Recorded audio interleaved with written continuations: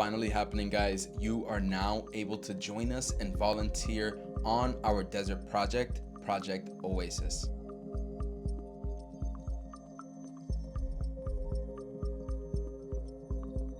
Every single episode, we would get emails or comments asking how people can help. And boy, have they been helpful. Not just wanting to volunteer, people have been donating money, as you can see here. Our largest one was $200 in one single donation.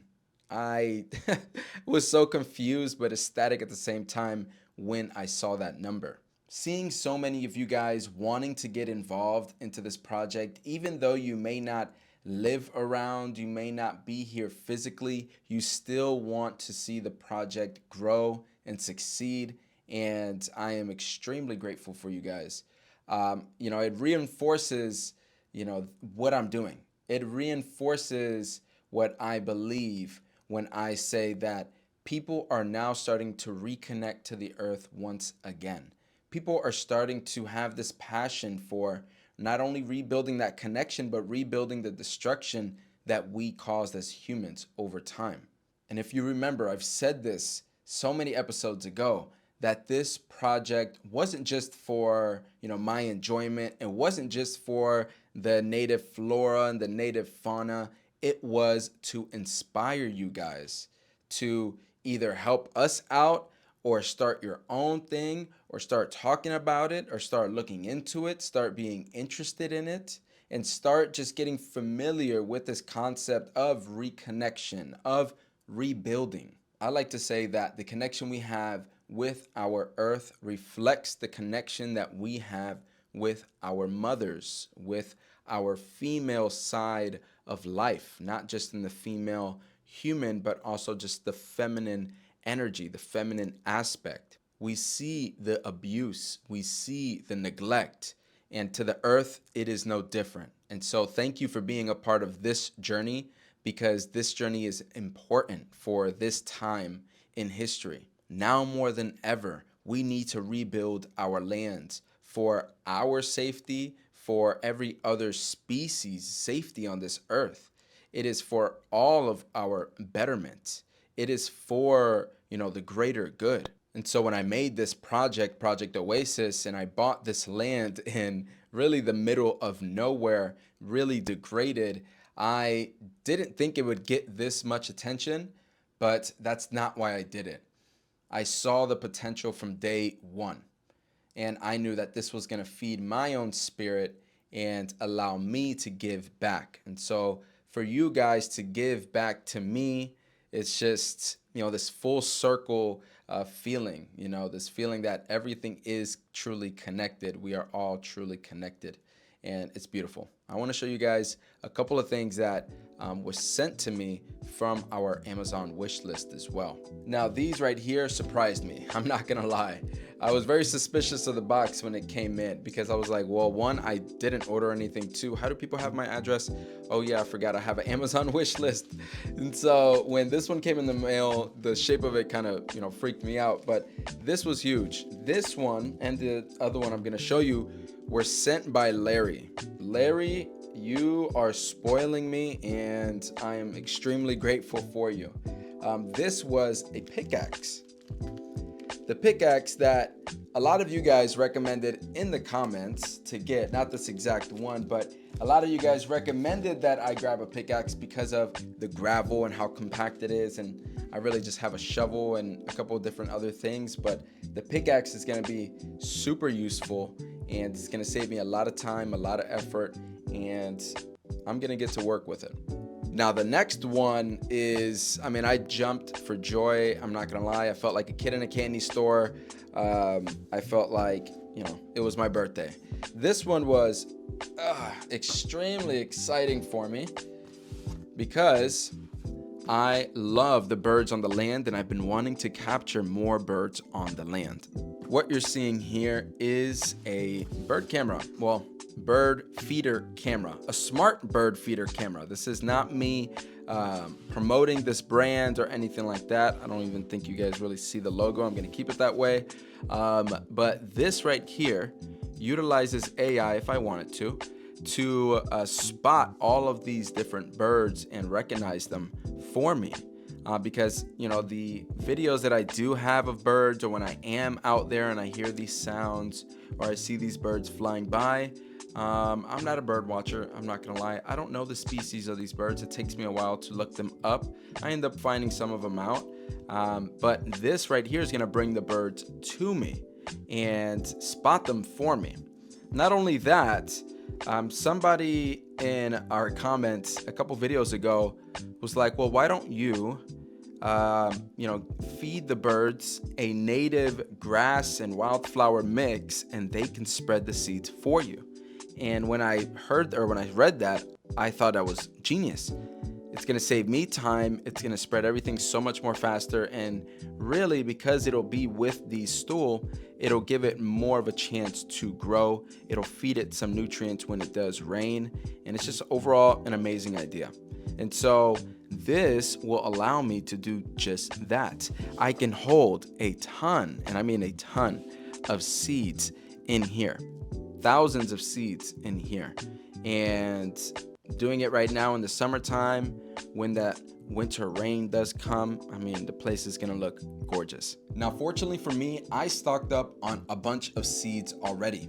Things like purple 3-on grass, which the grasses are super important. I really want to get more grasses to cover up the soils from the sun and the wind. Different gorilla mixes that are all native to the Mojave, so all types of wildflowers and grasses thrown in there. The rice grass and the desert needle grass, which has been doing, I feel like, the best on the land. That is the one that you see most frequently throughout our videos that we planted. Some of it the wind took, some of it the birds took, but it is pretty spread out and all of them have really gone to seed. And so that's been a successful reintroduction of that plant. Of course, we have our poppies, our lupines, and those are, I really want those to flower and seed. We haven't had success with them so far because of the lack of them. There's only like 1 or 2 or 3 that really came out, and then so they get destroyed by the pests. Sorry, not pests. They get destroyed by the animals, by the harvester ants to be exact, which I didn't really expect to eat up my plants. I thought it was going to be, the ground squirrels and things like that, but the ants have been pretty tough. So we are hoping that in this seed mix, the birds can really carry it out, even further than the land, and we can start to spread out these grasses and wildflowers again. Another great fact about this one that isn't featured on the one that we actually have, the camera that we currently have, is it has a built-in microphone and speaker both ways. The one that we have now, only I can talk into it and say shoo or scare something away or talk to somebody, but I can't hear them. This, I can hear the bird sounds, which is going to be music to my ears. I'm going to be able to pick up on, all the different sounds, all the different, voices that they have, or the things that they're saying and how they communicate with each other. I am so excited about this, as you can tell. And it works to up to 122 degrees Fahrenheit. And so you guys know it gets very hot on the land, especially during the summer. It will hit that 100. And so I am just extremely excited about this. It's waterproof, all that type of good stuff. So thank you again, Larry, for these gifts that you have been giving me. They will not go to waste, I promise you, and they are much appreciated. Now, the second announcement for the day is a pretty big one. If you are a little bit nerdy about this like I am, if you care about the data, the science, and the conservation of the species and things like that, well, the next announcement we have is I am releasing very, very soon. I want to say the beginning of July, by the time our first volunteer day is, I will be releasing our compendium, if that's how you say it. I really like the words. I want to learn how to say it. Basically, it's a book that comprises of all of the data that we've taken from the life that we've seen on the land, and presented in a really pretty, beautiful, neat, organized way. It will have descriptions brief descriptions of the plant, of the animal. It'll be separated from plant and animal, from the flora and the fauna. And it will have a picture or a video or a drawing sketch type of thing if we haven't been able to take it. Because there's things out there that move really fast and it's really hard to get a picture or video of certain things. But with these volunteer days, we are asking people to come in and make these recordings. And yeah, so if you are someone who wants to read into that compendium, and you want to just look at the impact that we're making and who we're impacting, and you want to look at the numbers, and you want to look at just the growth over time, because it will be updated, then yeah, that's going to be available on the website. That's going to be available at the link in the description down below. We have been able to capture tons of footage like this of different animals utilizing our standing dead tree concept, our fruit and veggie scraps that we leave out, and just overall enjoying the nabo pits that we put into the ground. The animals have also been loving the introduction of these new plants, these new logs, sticks, stones, and figures in the ground, because it provides them with all sorts of shade or food or something to pollinate, somewhere to sleep, etc.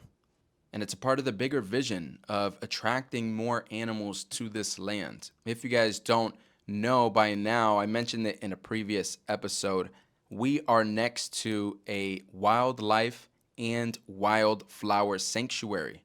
And so this is actually protected land. We are on the outskirts of it, but I want to attract the animals from there over here as well to expand their range, expand their home range, expand where they can eat, where they can thrive, and repopulate. And that's how I do my part in, making the land more hospitable and just a better place for everyone, me included, different researchers and scientists included, conservationists included, and of course the native animals and the native plants. We can all win, and I'm showing you that with this vlog and with this project. I did want to mention that one of the reasons why it's so important for me to create this compendium is that I want to be able to present this to local governments or local counties or states or organizations or landowners, and show them how we can regenerate the land, how we can repopulate the land and rebuild it again. And so Project Oasis is my first project, but it will not be my only or my last project. This is a stepping stone to bigger and better things, to bigger and more destroyed land, probably bigger projects, a bigger impact, and of course, more videos for you guys to tune into. But if you've enjoyed this one, if you plan on volunteering with us this summer or donating or anything like that, let us know in the comments. If you haven't caught up to this point, you don't really know how we got to this point, then make sure to go to our playlist, start from episode 1, and I'll see you guys on the next video in a couple weeks.